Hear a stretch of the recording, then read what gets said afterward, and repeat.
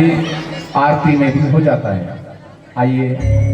बोल भक्तवत्सल भगवान की जय। कृष्णाय वासुदेवाय हरे परमात्मने अप्रणतः क्लेशनाशाय गोविंदाय नमो नमः। बताओ हम कहाँ पे थे कथा में, कोई बता सकता है? मैं बता सकूं जी। आप बताओ कहाँ पे कथा रुकी थी? एक बहन जी कह रही थोड़ा में थे। अभी कथा कहाँ पे थी, कोई माता बता सकती है? जो आत्मदेव नाम के ब्राह्मण हैं, इनकी पत्नी का नाम है धुंधली। ब्राह्मण को संत ने फल दिया है, ब्राह्मण देवता अपनी पत्नी को खिला देना, पुत्र होगा। ब्राह्मण लेकर के गए हैं घर पे, और घर पे लेकर के, ध्यान से सुनो सब लोग, सारे बच्चे उधर बैठे, बैठ जाओ सब, अपने बच्चों को शांत करो माता। बोल भक्तवत्सल भगवान की। पीछे वाली माताएं जय कर रही हैं, अपने बच्चों को शांत करे, बोलो मत। और पीछे बच्चे जो चिल्ला रहे हैं उनको शांत कराइए आप लोग। लेके गए हैं, धुंधली को दिया है देवी, ये संत ने प्रसाद दिया, आज हमारे भाग्य उदय हुए, इसको खा ले पुत्र पैदा होगा। अब धुंधली बोली, हे प्रभु आप इसको रख दीजिए, हम नहा धो करके खा लेंगे। ब्राह्मण कहे नाना खा ले। बोली नाना प्रसाद बिना नहाए धोए नहीं खाया जाता नाथ, रख दीजिए। क्योंकि उसके मन में तो दिमाग चला रही है, और उस आत्मदेव ब्राह्मण फल को दे करके गए हैं। धुंधली ने सोचा है कि अगर मैं इस फल को खा लेती हूं तो मेरा पेट बढ़ जाएगा, और जब मेरा पेट बढ़ जाएगा तो अपनी पड़ोसन को बुला करके बोलती है, अरे बहन अगर घर में आग लग गई तो सब तो निकल के भाग जाएंगे, लेकिन मैं भाग नहीं पाऊंगी। अरे बहन क्या तू फालतू बकवास करती, भला तेरे पुत्र हो जाएगा। नाना बहन मैंने सुना है कि अगर घर में भूडोल आ गया, भूकंप आ गया तो सब तो भाग जाएंगे, मेरा पेट भारी रहेगा, मैं तो उसी में दब के मर जाऊंगा। फिर हे बहन इतना मेरे घर का काम काज कौन करेगा? तब पड़ोसन ने कहा, अरे बहन धुंधली चिंता क्यों करती है, अपनी ननद को बुला ले, ननद आएगी वो भी खुश हो जाएगी, उसको कुछ तू नेक ने उछावा। नाना बहन तुझे नहीं पता, मेरी ननद जो है वो बड़ी चुट्टिन है, मेरा पूरा घर चुरा के उठा के लेकर के चली जाएगी। पड़ोसन ने कहा, धन्य हो देवी, जैसी मर्जी वैसा करो, खाओ चाहे मत खाओ। पड़ोसन गई है, तभी उसकी बहन आई है धुंधली की, जो गरीब के घर में उसकी शादी हुई है, आई है भैया। और आकर के बहन को, अरे बहन बड़ा अच्छा किया, बड़ी सही टाइम पे तू आई। क्या हुआ बहन? अरे तेरे जीजा जी गए थे कहीं, कोई बाबा ने प्रसाद दिया है, खा ले पुत्र हो जाएगा। अरे धुंधली तू क्या पागल है क्या, बाबा बैरागी के चक्कर में पड़ी है? खाबे पहिरबे ओढ़बे ये जोगी अवधूत, अरे बहन कहीं देखे हैं फलन ते होते पूत। ये बाबा बैरागी खा पी करके दिन भर घूमते टहलते रहते हैं, ये अवधूत है। अरे बहन क्या तूने आज तक सुना है कि फल खाने से पुत्र पैदा होता है? नाना बहन मैंने तो कभी नहीं सुना, तो तू क्यों इस चक्कर में पड़ी है? और तुझे पुत्र की इच्छा है ना, तो मेरे पेट में बच्चा है, मैं अपना बच्चा ला करके तुझको 9वें महीने में दे दूंगी। तो बहन इस फल का क्या करूं? अरे बहन तेरी गैया भी तो बांझ है, जो तूने गैया बांधी है वो भी तो बांझ है, तू उसको खिला करके देख ले। हाँ हाँ बहन तूने तो मेरी सारी समस्या का हल कर दिया, मेरा तो मत्था दर्द हो रहा था, खाऊं कि ना खाऊं। अब भैया जाकर के उस फल को गैया को खिलाया है, और अपने पंडित जी से कहती है, हाँ पंडित जी फल खा लिया और मेरे लाभ हो गया, मैं तो गर्भवती हो गई। पंडित जी खुश हैं। और भैया जैसे 9वां महीना बीता है, उसकी बहन को जो पुत्र हुआ है वो पुत्र ला करके उसने धुंधली को दे दिया, और उसने ऐसा दिखाया कि पंडित जी हमको पुत्र हुआ। पंडित जी बड़े प्रसन्न हुए, दशरथ पुत्र जन्म सुनिकाना, मानव ब्रह्मानंद समाना, ढोल नगाड़े बजने लगे। लेकिन अब 2-4 दिन बाद बोली, पंडित जी पता नहीं क्यों मेरे दूध नहीं होता। अपने पति को उसकी बहन ने धन दे करके चुप करा दिया था, बहन पता नहीं क्यों मेरे स्तन से दूध नहीं, मेरी बहन का बच्चा हुआ था वो खत्म हो गया, मेरी बहन का बच्चा हुआ वो खत्म हो गया, ऐसा करो उसको बुला लें। तो बच्चा दूध पी लेगा। अब उसने अपनी बहन को बुलाया और उधर भैया जिस गैया को धुंधली ने फल खिलाया था, 10वें महीने बाद उस गैया को भी पुत्र पैदा हुआ। सर्वांग सुंदरम दिव्यम, वो जो पुत्र है सर्वांग सुंदर है, दिव्य है। सारा शरीर तो पुरुष का है लेकिन कान जो है उनके गाय के हैं। और जैसे ही बच्चे बड़े हुए हैं, पंडित जी ने नामकरण करना चाहा है।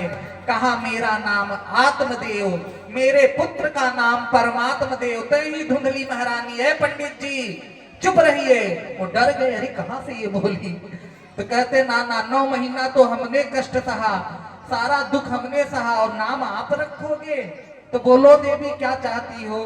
बोली मेरा नाम धुंधली और मेरे बेटे का नाम धुंधकारी होगा। व्रती ने कहा जैसी तेरी इच्छा। उसने अपने पुत्र का नाम धुंधकारी रखा और जो गाय से पुत्र पैदा हुआ उसका नाम गोकर्ण रखा। भैया काल के साथ में दोनों बड़े हुए और एक जो हुआ वो पंडित ज्ञानी हुआ और दूसरा जो हुआ महाखल हुआ।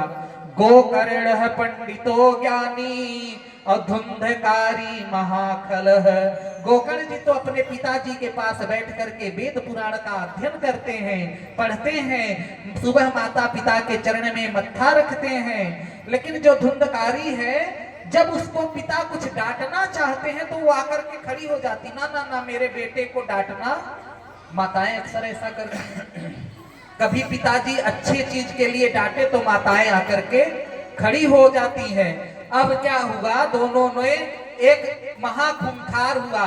इधर गोकर्ण जी चले गए और एक दिन पिताजी भी दुखी होकर के वन में तपस्या करने को गए हैं। आज रात में उसने सोचा है कि मैया को पैसा पिताजी ने दिया है और धुंधली को जैसे मारने चला है वो डर के भागी है और डर के भाग के जाकर के कुएं में गिर के उसकी मृत्यु हो गई।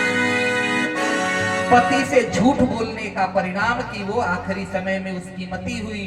अब ये अपने घर में 5 वेश्याओं को ला करके रख दिया और दिन रात उन्हीं में रत रहता है। भैया एक दिन की बात है, धुंधकारी ने राजा के घर में चोरी करी है और चोरी करके लाया है। वेश्याओं ने सोचा है कि अब ये बचेगा नहीं, क्योंकि राजा के सैनिक इसको। वेश्याओं ने रात में उसको खूब मदिरा पान कराया। दो ने हाथ पकड़ा, एक ने दोनों पैर दबाए, एक ने दोनों हाथ दबाए, दो गले पे लाठी रखकर दबा रही है और जब चिल्लाया है तो जलता हुआ अंगार लाके उसके मुंह में डल दिया और तड़प तड़प करके धुंधकारी आज मरा है। वेश्याएं भाग गई और वो प्रेत योनि में भयंकर पिशाच हुआ। इधर गोकर्ण जी घूमते हुए गया जी गए हैं और गया में उन्होंने सुना कि हमारे सारे माता पिता और भाई मर गए। गया में पिंड किया और लौट कर जब आए उस घर को साफ किया है और साफ करके जब लेटे हैं तो रात में धुंधकारी प्रेत रूप में आया, कभी हाथी बन के कभी शेर बन के। जब ऐसे ही हाथ लिया है और हाथ में मंत्र विदर्पित करके छोड़ा है, वह प्रेत योनि में आकर के रो रहा है। और जब उन्होंने वाक शक्ति दी तो बोला अहम भाता तदो अश्वी धुंधकारी इति नामत। हे भैया मैं तो तुम्हारा भाई धुंधकारी हूँ। मैं तो इतना पापी था, पिताजी को मारा, मेरी कारण से मेरी मैया मर गई।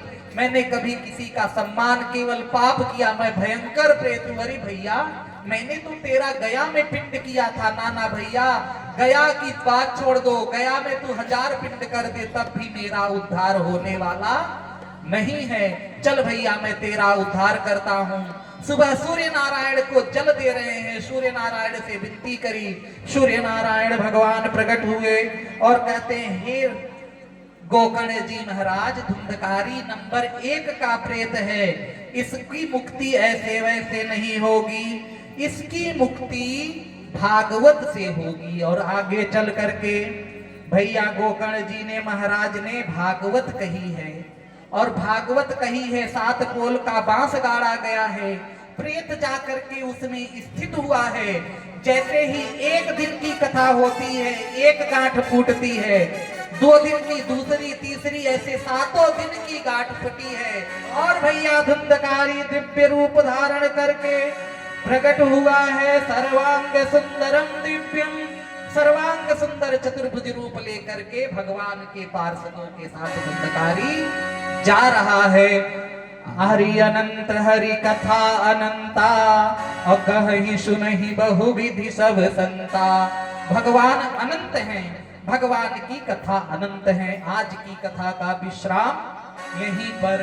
कल आप लोग टाइम से आए और जितना आप टाइम देंगे उतनी देर आपको कथा मिलेगी। 7 दिन के लिए अपने सारे जगत के जंजाल को, माया को भूल करके 7 दिन के लिए केवल मीरा की तरह गिरधर की हो जाओ। ज्यादा दिन नहीं है। भले देखिए, कल सभी को सही 1 बजे आना है। 1 बजे आइएगा और समय से चले जाइएगा। सही 5 बजे आरती कर दी जाएगी। और कल कन्यादान होगा, जब शिव पार्वती का विवाह होगा। जो भगवान के चरणों में, भगवान के लिए कन्यादान करना चाहते हैं, कन्यादान में किन किन भक्तों ने क्या कन्यादान, एक बार हाथ ऊपर करें। बस, बड़ा सोना सा गांव है ये तो। अरे सारे ना करते हैं, तब एक तो ब्याह चल रहे, वैसे भी सही का वो चल रहा। अब कन्यादान में क्या क्या होता है? धोती, कपड़ा, बर्तन, भांडे, श्रृंगारदानी, bed, fridge, cooler, TV, motorcycle, सभी कुछ हुए। तो चाबी जी ना मोटरसाइकिल की खराब हो रही। कल जो दान करना चाहेंगे, कन्यादान करना चाहेंगे, वो कर सकते हैं। नहीं करना चाहेंगे मत कीजिएगा। और भैया अभी हमारे महाराज श्री ने जो धुंधकारी का प्रसंग लिया, इसके तुरंत बाद ही बड़ी सुंदर, बड़ी प्यारी झांकी आ रही है। इतने तैयार कीजिए भैया। मैं भी 2 शब्द कहूंगा। आज का समय क्या चल रहा है? धुंधकारी को तो गोकर्ण ने बचा लिया, उसकी तो मुक्ति करा दी। लेकिन आज जो समय चल रहा है, उसको कौन मुक्त कराएगा? भागवत जी। लेकिन हम नहीं सुनते। क्यों? आज का समय, इस जमाने में कलेजा तक हिला देते हैं लोग। ध्यान से सुनेंगे, ज्यादा नहीं सुनाऊंगा, बस एक ही शब्द सुनाऊंगा, ज्यादा नहीं, भजन नहीं सुनाऊंगा। इस जमाने कलेजा तक हिला देते हैं लोग। सगे भाई को जहर हंस कर पिला देते हैं लोग। सगे भाई को जहर हंस कर पिला देते हैं लोग। इस जमाने में कलेजा तक हिला